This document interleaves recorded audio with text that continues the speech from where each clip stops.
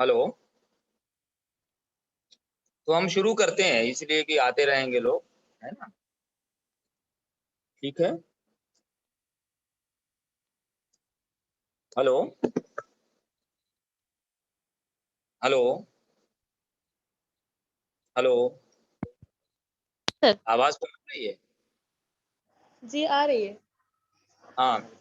तो हम लोगों ने जो कल बात की थी, जाहिर सी बात है कि वो यूनिट का और हमने सिलेबस का जो तारुफ किया था कि उर्दू मसनवी निगारी पे बात होगी और उर्दू रुबाई पे बात होगी, उर्दू मरसिये पे बात होगी और जो आपका यूनिट है क़ता निगारी और क़ता निगारी के अंदर जो फ़न और उसकी रिवायत जो उसके उसूल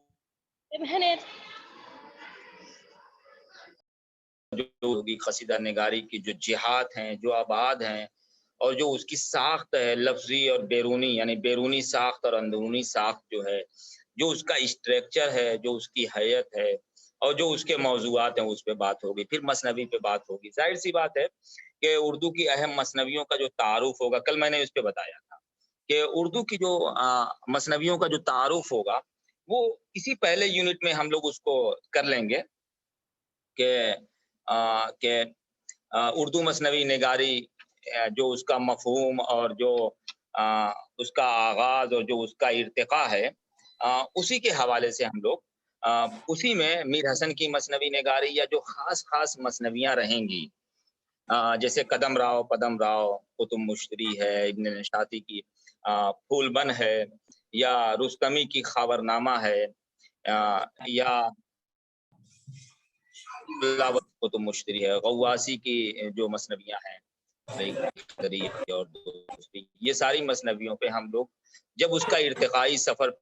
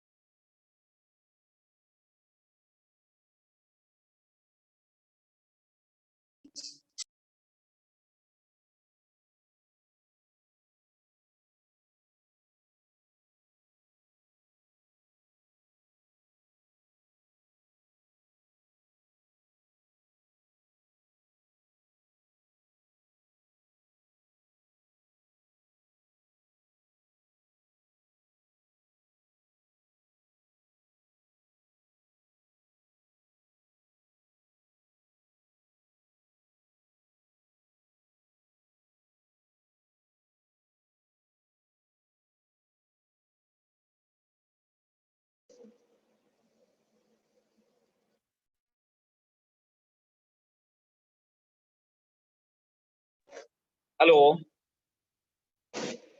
हेलो।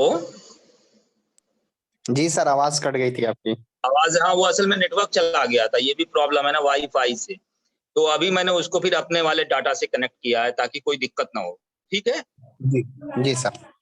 आवाज़ पहुँच रही है ना आप लोगों तक? जी सर। ठीक है।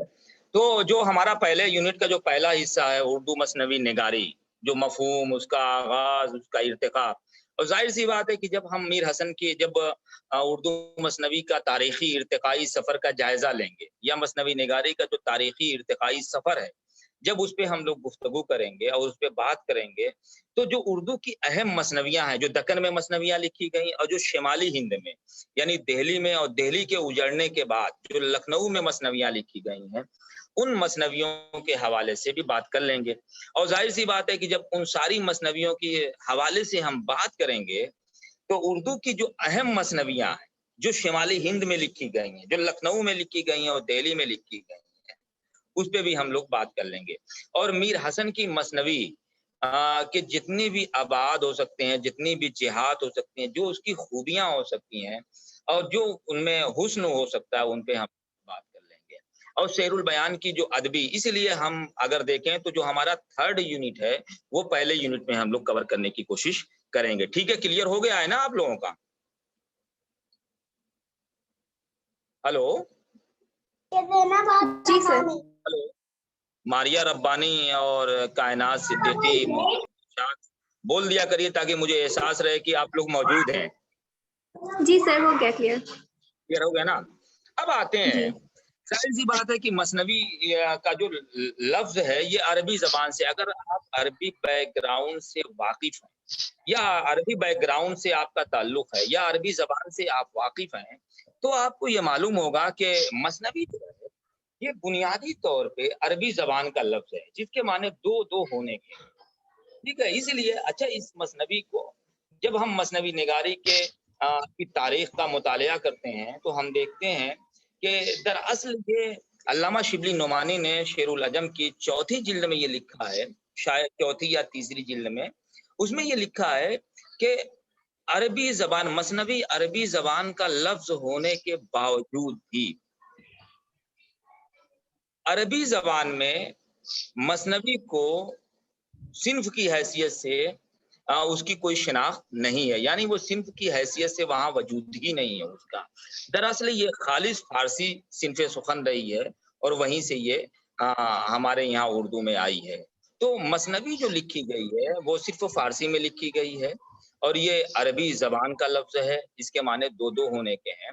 مثنوی کا جب اس کے بیرونی ساخت کی ہم بات کرتے ہیں، جب ہم اس کے اسٹرکچر کی بات کرتے ہیں، جب ہم کسی بھی صنف سخن پہ بات کرتے ہیں، اگر آپ غزل پہ بات کریے گا، آپ مرثیے پہ بات کریے، آپ قصیدے پہ بات کریے، آپ واسوخت پہ بات کریے، آپ شعر آشوق پہ بات کریے، آپ قطع نگاری پہ بات کریے، آپ صنف کی حیثیت سے ایک قصیدے پہ بات کریے، تو اس کی دو جہتیں ہوتی ہیں۔ ایک تو ہوتا ہے کہ جو اس کی بیرونی ساخت ہوتی ہے اور ایک اس کی اندرونی ساخت ہوتی ہے۔ جیسے قصیدے، جب ہم قصیدے پہ بات کرتے ہیں تو ایک اس کی بیرونی ساخت ہے، ایک اس کی اندرونی ساخت ہے، اور دونوں مل کر ایک صنف کی تعمیر کرتے ہیں۔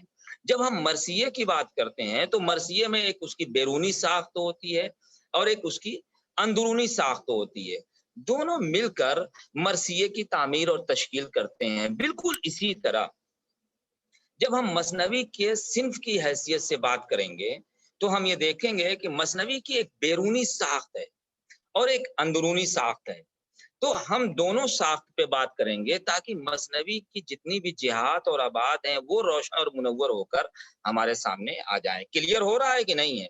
اس لیے جب ہم مثنوی کے بیرونی ساخت کی بات کرتے ہیں تو ہم یہ دیکھتے ہیں کہ مثنوی کا ہر شعر ہم قافیہ ہوتا ہے، یعنی مثنوی کے دونوں مصرے جو ہے ہم قافیہ ہوتے ہیں اور بعض میں ہم ردیف بھی ہوتے ہیں، یعنی ہر مصرے میں قافیہ اور ردیف کا ہونا، قافیے کا ہونا بہت ہی ضروری ہے، اور بعض شاعر ردیف کو بھی روا رکھتے ہیں یعنی ردیف بھی رکھتے ہیں۔ تو دیکھا جائے جب اس کی بیرونی ساخت پہ ہم بات کر رہے ہیں تو ہم یہ دیکھتے ہیں کہ اس کے جو مثنوی کے جو دونوں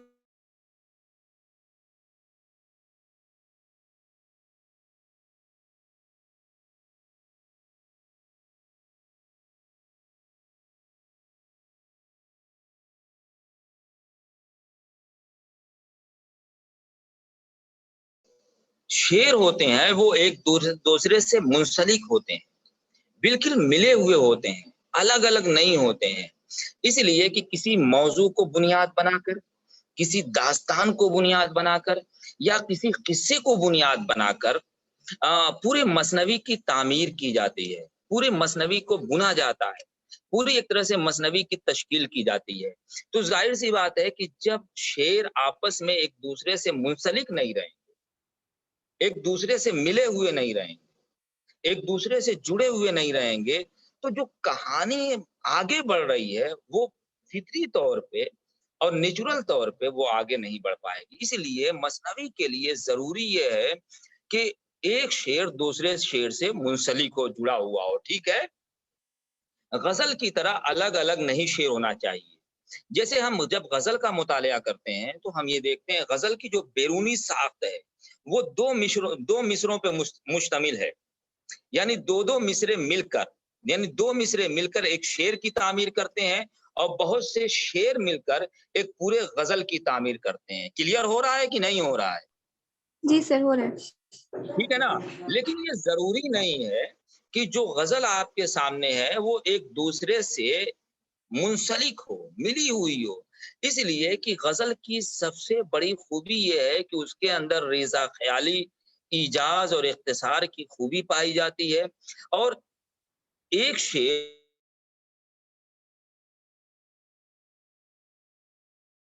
मसलन गालिब का वो देख लीजिए, गालिब की गजल हम उठाते हैं, फिर उसके बाद उस पे बात करते हैं, फिर मसनवी पे आते हैं कि जब मसनवी की हम बात करते हैं तो मसनवी को हम देखते हैं कि मसनवी के लिए जरूरी ये है कि उसके दोनों मिसरे हम काफिया हों और हम रदीफ भी हो सकते हैं, और नहीं हो तो जरूरी नहीं है कि हों, लेकिन हम काफिया होना जरूरी है। दूसरी चीज ये है कि हर शेर अपने आने वाले शेर से मुंसलिक होता है और जुड़ा हुआ होता है, और इस तरह जुड़ा हुआ होता है कि जिस तरह तस्बीह के दाने एक दूसरे में जुड़े हुए होते हैं और सारे दाने मिलकर एक तस्बीह की तामीर करते हैं, एक तस्बीह बनाते हैं। बिल्कुल इसी तरह या बहुत से दाने मिलकर एक हार की तामीर करते हैं और एक हार बनाते हैं। बिल्कुल इसी तरह बहुत से, अच्छा ऐसा नहीं है कि जब हम हार गूंथते हैं और बनाते हैं तो हम ये देखते हैं कि उसमें जो मोतियां लगाते हैं जरूरी ये है कि वो एक दूसरे से मुंसलिक हो, इसलिए कि तभी एक अच्छा हार तामीर हो पाएगा, एक अच्छा हार बन पाएगा। बिल्कुल इसी तरह मसनवी के लिए जरूरी ये है कि मसनवी के सारे शेर एक दूसरे से मुंसलिक हों और जुड़े हुए हों, उसमें कहीं खला का एहसास ना हो, कहीं जस्त का एहसास ना हो। इसलिए कि अगर मसनवी के शेरों के दरमियान जस्त और खला का एहसास होगा तो यकीन जानिए जिस तरह से कहानी आगे बढ़ती है उस फितरी रॉ के साथ कहानी आगे नहीं बढ़ पाएगी। क्लियर हो गया है कि नहीं हुआ है? हेलो जी सर। हेलो, ठीक है ना? लेकिन जब हम गजल की बात करते हैं तो हम गजल में देखते हैं कि हर शेर एक अब मौजू की सतह पे, मौजूआत की सतह पे हर शेर एक अपनी अलग शिनाख्त रखता है। यानी दो मिसरे मिलकर एक शेर की तामीर करते हैं और बहुत से अशार मिलकर एक गजल की तामीर करते हैं। उसमें मतला है, हुस्ने मतला है, बैतुल गजल है, मक्ता है, वो एक अलग चीज है ना? लेकिन एक पूरी गजल की तामीर करते हैं और जरूरी नहीं है कि मौजू एक हो। जैसे गालिब की पहली गजल देख लीजिए कि नक्श फरियादी है किसकी शोखिए तहरीर का, नक्श फरियादी है किसकी शोखिए तहरीर का, कागजी है पैरहन हर पै करे तस्वीर का। जाहिर सी बात है कि जब हम इस शेर का तज्जिया करते हैं और इस शेर का तज्जिया करने के बाद जिस नतीजे का इस्तिखराज होता है वो ये है कि ये बेसबाती हयात और बेसबाती कायनात से मुतल्लिक शेर है। क्लियर हो गया है कि नहीं हुआ? हेलो हेलो, जी जी सर। बोलिए, इसलिए कि बगैर बोले तो हम आगे बढ़ते ही नहीं है। समझ में आ रहा है कि नहीं आ रहा है? बात पहुंच रही है कि नहीं? जी सर, आ रही है आवाज। सर आ रहे हैं समझ में। हेलो, कायनात सिद्दीकी, मरियम रब्बानी, मारिया रब्बानी, पहुंच रही है बात? जी दिशा, सर, आ रही है आवाज। हाँ आवाज आ रही है, नहीं है, बात पहुंच रही है कि नहीं पहुंच रही, समझ में आ रहा है कि नहीं आ रहा है? सर आ रहा है तो समझ में। ठीक है ना? तो जब हम बैरूनी साख्त की बात कर रहे हैं, अंदरूनी साख्त की बात नहीं कर रहे हैं, और जब किसी की सिन्फ की जो साख्त बनती है, पूरी साख्त बनती है, वो बैरूनी साख्त यानी जो स्ट्रक्चर है, जो उसका उसलूब है, जो उसकी हैयत है, और एक अंदरूनी साख्त, दोनों मिलकर बनाते हैं। ये क्लियर रहे। तो हमने कहा है कि जब मसनवी पे हम बात करते हैं तो हम ये देखते हैं कि मसनवी के लिए ये जरूरी है कि एक दूसरे से मुंसलिक हो। लेकिन जब हम दूसरी असनाफ खास तौर से गजल का मुतालिया करते हैं तो हम ये देखते हैं कि जरूरी नहीं है कि उसमें एक ही मौजू को मुसलसल तसलसल के साथ बयान किया गया हो। रिजा ख्याली गजल की सबसे बड़ी खूबी है। जैसे नक्श फरियादी है किसकी शौकीय तहरीर का, कागजी है पैरहन हर पै करे तस्वीर का। तो अब इस पहले शेर में बेसबाती हयात और बेसबाती कायनात का तस्करा है। फिर जब हम दूसरा शेर पढ़ते हैं, क्या है दूसरा शेर, याद है आप लोगों को? किसी को याद है?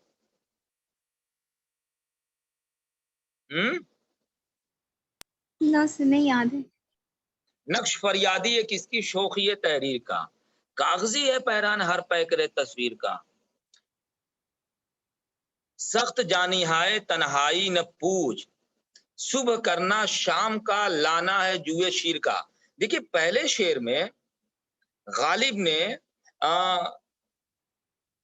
جو بیان کیا ہے وہ بے ثباتی حیات اور بے ثباتی کائنات سے متعلق شعر رہا ہے. لیکن دوسرے شعر میں جو غالب نے موضوع بیان کیا ہے وہ ایک اپنی تنہائی ہے. یعنی میری تنہائی ایسی ہے کہ صبح سے شام کرنا جوئے شیر لانے کے مترادف ہے. اب پھر اس کے بعد اپنے حوصلے کی بات کر رہے ہیں. تو جب ہم غزلوں کا مطالعہ کرتے ہیں تو ہم یہ دیکھتے ہیں کہ وہاں موضوعات کی سطح پہ تسلسل نہیں ملتا ہے. لیکن جب ہم مثنوی کا مطالعہ کرتے ہیں تو ہم یہ دیکھتے ہیں کہ ایک موضوع کو، ایک قصے کو، ایک داستان کو بنیاد بنا کر مثنوی کی تعمیر کی گئی ہے. یہ الگ مسئلہ ہے کہ جب ہم مثنوی کا مطالعہ کرتے ہیں تو ہم دیکھتے ہیں کہ بنیادی طور پہ ایک مثنوی کو بنیاد بنا کر مثنوی کی تعمیر کی گئی ہے، لیکن اسی بنیادی موضوع یعنی داستان سے، اسی بنیادی داستان سے کئی چھوٹی چھوٹی داستانیں نکلتی چلی جاتی ہیں. جیسے جب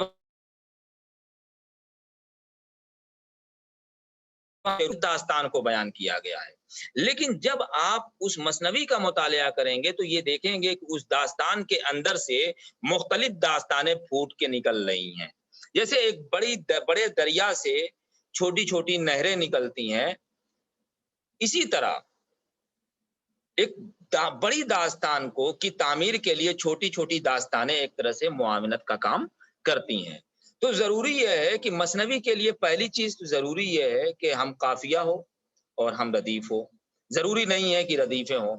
دوسری چیز یہ ہے کہ مثنوی کے لیے ضروری یہ ہے کہ ہر شعر دوسرے سے منسلک ہو، جڑا ہوا ہو، اس کا انسلاک ہو. غزل کی طرح الگ الگ اس کا کوئی وجود نہیں ہوتا ہے. تیسری چیز یہ ہے کہ جو مثنوی ہوتی ہے وہ ایک ہی موضوع سے متعلق ہوتی ہے. گویا مثنوی ایک مسلسل نظم ہے جو تواتر کے ساتھ آگے بڑھتی رہتی ہے. ایک نظم ہے جو مسلسل تسلسل کے ساتھ اور تواتر کے ساتھ آگے بڑھتی رہتی ہے. اور اچھی مثنویوں کا جب ہم مطالعہ کرتے ہیں تو ہم یہ دیکھتے ہیں کہ مثنویوں کے اندر کہیں خلا نہیں ہوتا ہے، کہیں جست نہیں ہوتا ہے. اسی لیے مثنویوں کو پڑھتے ہوئے پوری داستان ہمارے ذہن میں ایک طرح سے تعمیر ہو جاتی ہے، ایک ذہن میں تازہ ہو جاتی ہے. ٹھیک ہے، تو ایک ہی موضوع سے کیا نتیجہ نکلا؟ پہلا یہ ہے کہ ہم قافیہ اور ہم ردیف ضروری نہیں، ہم قافیہ ہونا ضروری ہے، دونوں مصرے. دوسری چیز یہ ہے کہ ہر مصرع دوسرے مصرے سے متعلق ہوتا ہے، جڑا ہوا ہوتا ہے، اور ہر شعر دوسرے شعر سے جڑا ہوا ہوتا ہے. داستان ایک ہی موضوع کو بنیاد بنا کر لکھی جاتی ہے. گویا مثنوی ایک مسلسل نظم ہے جو آگے بڑھتی رہتی ہے. جیسے جب ہم سیر البیان کا مطالعہ کرتے ہیں تو ہم دیکھتے ہیں، جیسے میں نے لکھا ہے کہ کنارے کے جوڑے چمکتے ہوئے وہ پاؤں کے گھگرو جھنکتے ہوئے. تو اب ہم دیکھ رہے ہیں کہ یہاں ردیف کا استعمال ہوا ہے، جو چمکتے ہوئے اور جھٹکتے، اور ہوئے بھی استعمال ہوا ہے اور ہوئے بھی استعمال ہوا ہے. تو جب ہم مثنویوں کا مطالعہ کرتے ہیں تو ہم یہ دیکھتے ہیں کہ قافیہ بھی ہوتا ہے اور کہیں کہیں ردیف کا بھی استعمال ہوتا ہے. جیسے کنارے کے جوڑے چمکتے ہوئے وہ پاؤں کے گھگرو جھٹکتے ہوئے، وہ بالے چمکتے ہوئے کان میں، پھڑکتا وہ نتنے کا ہر آن میں، وہ گھٹتا وہ گھٹنا وہ بڑھنا اداؤں کے ساتھ، دکھانا وہ رکھ کے چھاتی پر ہاتھ. تو آپ یہ دیکھ لیجئے کہ جب ہم مثنویوں کا مطالعہ کرتے ہیں تو وہ جو بنیادی صفتیں ہیں کہ ہر مصرع دوسرے مصرے سے جڑا ہونا چاہیے، ہر مصرع میں قافیہ اور ردیف، قافیہ ہونا چاہیے، ردیف کوئی ضروری نہیں ہے اگر ردیف ہوتی بھی ہے. تیسری چیز یہ ہے کہ ہر شعر دوسرے شعر سے جڑا ہوتا ہے، منسلک ہوتا ہے، اور نظم تسلسل کے ساتھ آگے بڑھتی ہے. جب ہم نظامی بیدری کی مثنوی قدم راؤ پدم راؤ سے لے کر اور پھر شمالی ہند میں جو مثنویاں لکھی گئی ہیں، جو دہلی میں میر نے مثنویاں لکھی، سودا نے مثنویاں لکھی، قائم نے مثنویاں لکھی، شاہ حاتم نے مثنویاں لکھی، یا پھر اس کے بعد دہلی اجڑنے کے بعد لکھنؤ میں جو مثنویاں لکھی گئی ہیں، آپ ساری مثنویوں کا مطالعہ کر جائیے تو آپ یہ دیکھیں گے کہ یہ 3 صفتیں ان کے یہاں ضرور ملتی ہیں. ٹھیک ہے، کلیئر ہو گیا؟ ہلو جی سر. ہلو ٹھیک ہے، اب آگے بڑھتے ہیں. اور मसनवी में एक चीज और भी है, जो टेक्निकल चीजें हैं वो पहले हम लोग क्लियर कर लें, फिर उसके बाद आगे बढ़ेंगे और मौजूदाती सतह पे हम लोग जायजा लेंगे।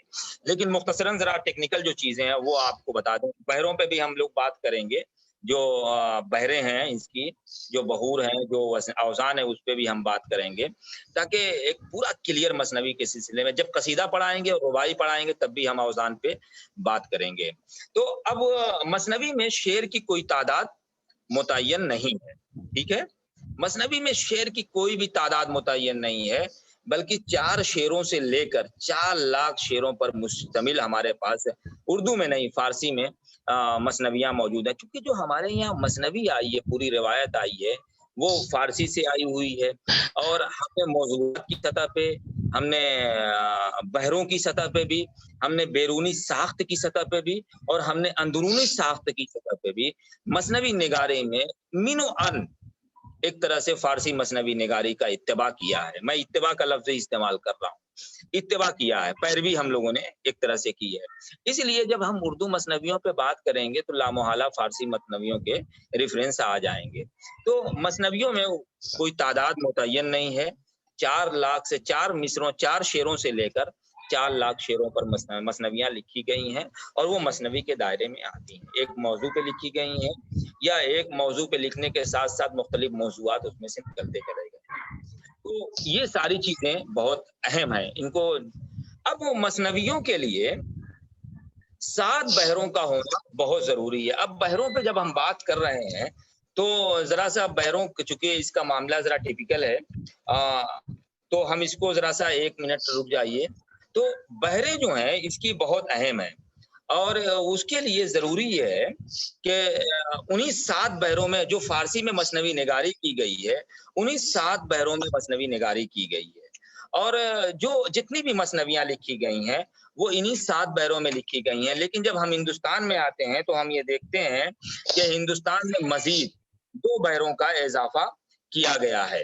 तो जितनी भी मसनवियाँ, आप फारसी में जितनी भी मसनवियाँ देखेंगे तो उसमें 7 बहरें आपको मिलेंगी। लेकिन हिंदुस्तान में 2 बहरों का मजीद इजाफा किया गया है, और वो बहुत अहम इजाफा है। वो ये है कि इब्तिदाई जब हम फारसी, चूंकि मैंने कहा है वो मिल गया है, कि जब हमने इब्तिदाई अहद में हमने देखा था, तो हम ये देख रहे थे कि जो इब्तिदाई अहद में, फारसी में जो इब्तिदाई अहद में जो मसनवियाँ लिखी गई, बिल्कुल इब्तिदाई अहद में, फारसी में रूदकी को पहला एक तरह से मसनवी निगार शायद तस्लीम किया गया है, और जाहिर सी बात है उसकी पूरी मसनवी हमें फारसी में दस्तयाब नहीं हो सकी है। अगर आपसे फारसी से ताल्लुक है तो ये जानते होंगे। लेकिन कुछ अशआर की सूरत में आज भी फारसी के तस्करों में और फारसी जबान की तारीख में वो सारी चीजें मौजूद हैं। तो जब हम फारसी जबान के मसनवी निगारी के इब्तिदाई अहद का मुतालिया करते हैं तो हम ये देखते हैं कि इब्तिदाई अहद में जो मसनवियाँ लिखी गई हैं उसमें बहरों का कोई तयन नहीं किया गया था। यानी इब्तिदाई, बिल्कुल इब्तिदाई अहद में फारसी में जितनी भी मसनवियाँ लिखी गई हैं उसमें कोई बहरों का तयन नहीं किया गया था। लेकिन सबसे पहले निज़ामी ने पंजगंज में, ये जाहिर सी बात है कि फारसी की बहुत बुनियादी किताब है, अगर फारसी से आप लोगों का ताल्लुक होगा, फारसी से है कहीं नहीं किसी का ताल्लुक? क्यों भाई, कायनात और ये हिना रब्बानी, क्या नाम है, हिना रब्बानी मैं कह रहा हूँ, मारिया रब्बानी, वो असल में हिना रब्बानी को वहां चला गया था, मारिया रब्बानी। तो कुछ जहन में फारसी से ताल्लुक है आप लोगों का? नो सर, नहीं है सर। ज्यादा नहीं अरबी आती, से? बस थोड़ी बहुत पढ़ी। अच्छा अच्छा, कोई दिक्कत नहीं है। तो हमें देखना ये है कि जो जब हम बहरों पे बात करते हैं, और ये आज मुझे क्लियर कर देना है, अभी मेरे पास वक्त है, कि जब हम बहरों पे बात करते हैं तो हम ये देखते हैं कि इब्तिदाई अहद में, लेकिन जब फारसी मसनवी निगारी का जायजा लेंगे तो आप देखेंगे कि फारसी मसनवियों में, फारसी मसनवी निगारी का जब जायजा लेंगे देखेंगे कि फारसी में सिर्फ 7 बहरों को इस्तेमाल किया गया है। लेकिन इब्तिदाई अहद में जो फारसी मसनवियाँ लिखी, बिल्कुल इब्तिदाई अहद में, ये याद रहे, ज़हन नशीन रहे कि बिल्कुल इब्तिदाई अहद में जो मसनवियाँ लिखी गई थी वो किसी खास बहर में नहीं लिखी गई। लेकिन सबसे पहले نظامی نے پنجگنج میں کس میں ہلو ذیشان جی سر پنجگنج میں نظامی پنجگنج پنجگنج پنجگنج ایک تو وہ کتاب ہے جو عربی درس نظامی میں پڑھائی جاتی ہے، وہ ایک الگ ہے، وہ صرف سے متعلق ہے نا۔ سے پہلے 5 مثنویاں 5 بحروں میں تصنیف کی، ظاہر سی بات ہے کہ وہ نظامی کے مثنویوں کا ایک طرح سے مجموعہ ہے، اور اس نے 5 بحروں میں مثنویاں لکھی۔ اور دیکھا جائے تو فارسی کے اندر بہت دنوں تک، کافی عرصے تک مثنوی نگاری جو کی جا رہی تھی اور جو مثنویاں لکھی جا رہی تھی وہ انہی بحروں میں لکھی جا رہی تھی جو نظامی نے پنجگنج میں مثنوی لکھتے ہوئے استعمال کیا تھا۔ اس کے معنی یہ ہوئے کہ بالکل ابتدائی عہد میں مثنویوں کے لیے کوئی مخصوص بحریں متعین نہیں تھی۔ کلیئر ہو گیا؟ لیکن جب نظامی کی پنجگنج جو اس کی مثنویوں کا 5 مثنویوں کا مجموعہ ہے، جب یہ منشأ شہود پہ آیا یا منشأ شہود پہ آیا تو پہلی بار لوگوں کو یہ احساس ہوا کہ نہیں، صرف انہی 5 بحروں میں مثنویاں لکھی جا سکتی ہیں۔ ٹھیک ہے، کلیئر ہو گیا؟ جی سر ٹھیک ہے۔ اب نظامی کی تقلید میں جب ہم ہندوستان میں دیکھتے ہیں امیر خسرو، ظاہر سی بات ہے کہ سبق ہندی کا، سبق کے معنی کیا ہوتے ہیں؟ سبق نہیں کہہ رہا ہوں، سبق کہہ رہا ہوں۔ ہلو بھائی بولیے، آپ لوگ بولتے نہیں، ایک مسئلہ ہے۔ کائنات صدیقی اور ماریہ ربانی، محمد ذیشان، کچھ تو بولو یار۔ جی سر۔ ہاں، تو سبق کیا ہوتے ہیں یار؟ آپ لوگ مجھے لگتا ہے کہ عربی آگے بیک بڑھنا، گراؤنڈ ہی سے ہیں۔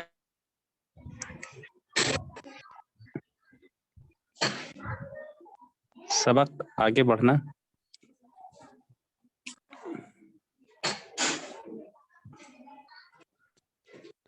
ہلو تو سبق ہندی کا بڑا شاعر، یعنی فارسی سے اگر تعلق ہے تو سبق ہندی کا سب سے بڑا شاعر، یعنی سبق ہندی کا بنیاد گزار شاعر امیر خسرو نے نظامی کی پنجگنج کی تقلید میں انہوں نے خمسہ کے نام سے 5 مثنویاں تصنیف کی، اور ظاہر سی بات ہے کہ وہ مثنویاں ایک طرح سے دیکھا جائے تو مجموعے کی صورت میں موجود تھیں۔ ان میں بھی امیر خسرو نے بھی اس مجموعے میں، یعنی اس خمسہ میں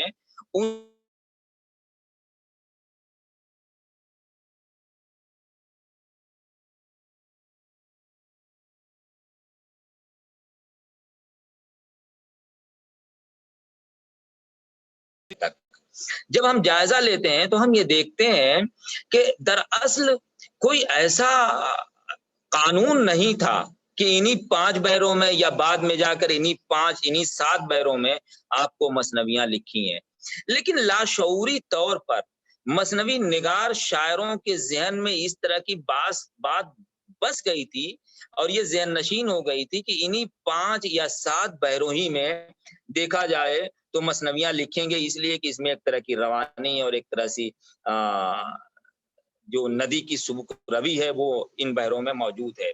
تو کوئی قانون نہیں تھا، کوئی رول اور ریگولیشن نہیں بنا ہوا تھا، یا کسی عروض کے ماہرین نے اور بدائع اور بدائع کے ماہرین نے کچھ اس طرح کا قانون نہیں بنایا تھا، لیکن بنیادی طور پہ ابتدائی عہد سے، یعنی جب نظامی نے پہلی بار پنجگنج میں 5 مثنویاں 5 بحروں میں لکھی ہیں، میں ابھی بتاؤں گا کن بحروں میں لکھی تھی، انہی کی اتباع میں اور انہی کی تقلید میں امیر خسرو نے، سبق ہندی کا سب سے بڑا شاعر، بنیاد گزار شاعر امیر خسرو نے بھی انہی 5 بحروں میں مثنویاں لکھی ہیں۔ تو نظامی کی تقلید میں خمسہ لکھا جن میں 5 مثنویاں تھیں، اس کے بعد فارسی مثنویوں میں 2 اوزان کا مزید اضافہ کیا گیا۔ کتنا؟ کتنے دو اوزان اوزان کا اضافہ کیا؟ 2 اوزان دو کا. اوزان. یہ بہت ٹیکنیکل چیزیں ہیں، اس کو سمجھ لیجئے. میں اگر چاہتا تو سیدھے سیدھے مفہوم اور آغاز اور اس کا ارتقا بتاتا، لیکن یہ ٹیکنیکل چیزیں یہ آپ کو جاننا بہت ضروری ہے. تو اسی جی لیے سر. بار بار آپ کو اس پہ روک رہا ہوں کہ نظامی نے پہلی بار، دیکھیے جب ہم رودکی کے زمانے اور اس کے بعد کے بہت بار، یعنی نظامی کے پہلے کے شاعروں کی مثنویوں کا جب ہم مطالعہ کرتے ہیں تو ہم یہ دیکھتے ہیں کہ اس زمانے میں مثنویوں کے لیے کسی بحر کو متعین نہیں کیا گیا تھا. پہلی بار نظامی نے پنج گنج کے نام سے 5 مثنویاں تصنیف کی. اس لیے فارسی مثنوی نگاروں کے ذہن میں ایک طرح سے یہ بات بس گئی تھی کہ بس انہی 5 بحروں میں ہمیں مثنویاں لکھی جانی چاہیے. اور بعد میں امیر خسرو نے نظامی کے پنج گنج کے اتباع میں اور پیروی میں انہوں نے خمسہ کے نام سے 5 مثنویاں لکھی. لیکن جب ہم امیر خسرو اور نظامی کے بعد ہم دیکھتے ہیں تو جو اس زمانے کے اہم مثنوی نگار تھے انہوں نے 2 مزید بحروں کا اضافہ کیا. گویا جب ہم فارسی مثنوی نگاروں کا جائزہ لیتے ہیں اور فارسی مثنوی کا جائزہ لیتے ہیں تو ہم یہ دیکھتے ہیں کہ فارسی کے جتنے بھی مثنوی نگار ہیں انہوں نے 7 بحروں میں ہی مثنویاں لکھی ہیں. 8ویں بحر میں، یعنی 7 بحروں کے علاوہ کسی اور بحر میں آپ کو مثنویاں فارسی میں نہیں ملیں گی. کلیئر ہو گیا؟ بالکل جی سر. ٹھیک ہے، کلیئر ہو گیا. فوٹو کھینچ لیں.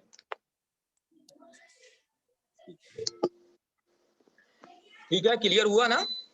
تو جب ہم ابتدائی عہد سے یعنی رودکی سے لے کر ابھی تک معاصر عہد میں بھی جب ہم فارسی مثنویوں کا جائزہ لیتے ہیں، چونکہ ہم جب اردو مثنوی نگاری کے ارتقاء پہ بات کریں گے یا اس کے ٹیکنیکیز پہ بات کریں گے، ان کے ٹیکنیکل ایشو پہ بات کریں گے، یا اس کی بیرونی ساخت پہ یا اس کے اسٹرکچر اور فارم پہ بات کریں گے، اس کی حیت پہ بات کریں گے، تو ہم فارسی مثنویوں کو نظر انداز نہیں کر سکتے ہیں. ٹھیک کلیئر ہو گیا ہے نا؟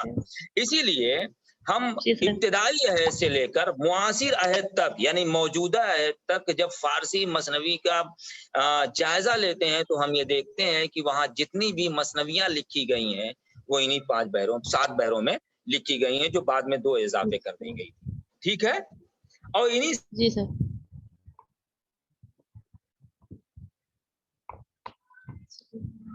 ٹھیک ہے. مفتعل فاعلات کون سی ہے؟ مفتعل فاعلات. ٹھیک ہے. ایک مثنوی ہمارے یہاں لکھی گئی تھی نشاط امید کے نام سے، مولانا الطاف حسین حالی کی مثنوی. پڑھی ہے آپ لوگوں نے؟ کیوں بھائی؟ نہیں سر. ابھی نہیں پڑھی. دیکھیے ایسا ہے کہ بغیر بولے اگر آپ سامنے ہوتے تو ہم تو پوچھتے رہتے. اب یہ ہے کہ چونکہ اب آپ سامنے نہیں ہیں اس لیے آپ لوگوں کا بولنا ضروری ہے تاکہ معلوم ہو کہ آپ لوگ موجود ہیں، ہے نا؟ تو نہیں پڑھے جی ہیں سر. سر. نہیں پڑھیے. ٹھیک ہے. تو جب آپ نشاط امید کا آپ مطالعہ کریں گے تو آپ یہ دیکھیں گے کہ نشاط امید میں جس بحر کا استعمال کیا ہے مولانا الطاف حسین علی نے اپنی مثنوی کے لیے وہ اسی بحر کا استعمال کیا ہے. ٹھیک کلیئر ہو گیا؟ جی سر سر. ابھی آپ کون سے اوزان بتائیں؟ سریع مسدس، مفتعل فاعلات. دونوں تو ایک اتفاق ہی یہ ہے ہے سر. کہ میں مفتعل 2 بار بتا رہے ہیں، ایک تو فاعلات ہو گئی. مفتعل فاعلات 2 بار. ٹھیک ہے. جی سر. ٹھیک. سر پھر سے بتا یہ دیجیے، نشاط آواز نہیں آ رہی تھی. کیا کہہ رہے ہیں؟ سر پھر سے بتا دیجیے. سریع مسدس، سین رے ای عین اور مسدس جی 6 جانتے ہیں. ٹھیک ہے. جی. مفتعل فاعلات 2 بار مفتعل ہے اور 1 بار فاعلات ہے. نشاط امید مولانا الطاف حسین حالی کی جو مثنوی ہے نشاط امید، آپ ریختہ پہ جا کے سرچ کر لیجئے گا تو وہ آپ کو مثنوی جی. مل جائے گی. اور جو میں نے وزن بتائے ہیں جب آپ اس ردم سے پڑھیں گے تو آپ کو یہ سمجھ میں آئے گا انشاءاللہ. اگر کبھی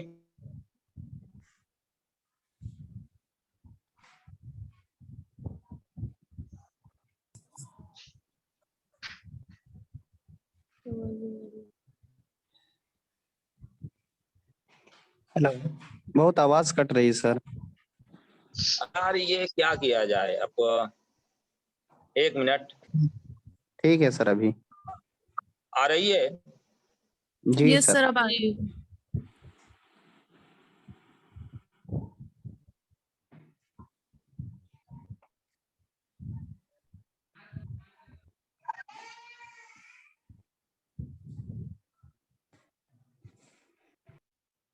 पूरी हो गई यहाँ, कोई जिज्ञासा, कोई तजस्सुस, कोई सवाल, किसी तरह का प्रश्न अगर आपके यहाँ उठ रहा हो आपके ज़हन में तो आप पूछ सकते हैं, इसलिए कि वक्त हो गया, 1-2 मिनट बाकी है। हेलो, कायनात, मारिया रब्बानी, मोहम्मद जीशान और एक और हैं नशरा कुलसूम। अगर आपके ज़हन में कोई सवाल हो मसनवी के ताल्लुक से या किसी और ताल्लुक से तो थोड़ी देर जी सर। उस पे भी सर जी? बता रहे हैं कि जो हम लोगों का 3 सेमेस्टर मुकम्मल हुआ है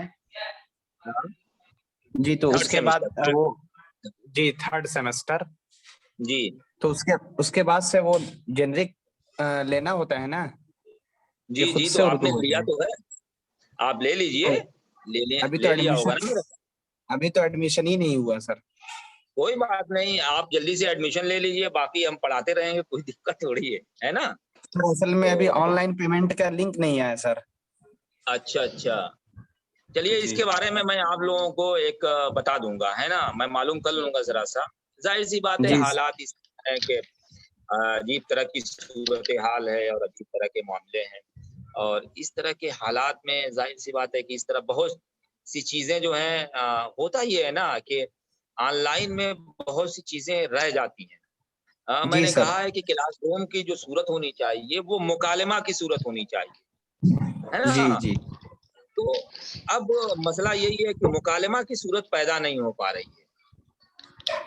हम जी बोलते सर। चले जाते हैं और जाहिर सी बात है कि बहुत सी चीजें ऐसी हो, जैसे आप क्लासरूम में होते हैं आप लोग, तो चेहरे के बदलते हुए रंग के साथ भी मालूम हो जाता है और आंखों के इशारों से ये पता चल जाता है कि आप लोग तक बात पहुंच रही है कि नहीं पहुंच रही है ना? जी और सर। अगर आप बताते नहीं हैं तब भी बहुत सी चीजें मालूम हो जाती हैं। अब इसके साथ ही एक मसला है, तो फिर भी जैसे हो सकता है इंशाल्लाह हम कोशिश कर रहे हैं हम लोग, और किसी तरह की भी कोई भी क्वेरी हो, कोई भी जिज्ञासा, कोई भी तजस्सुस सवाल हो, आप बताइएगा।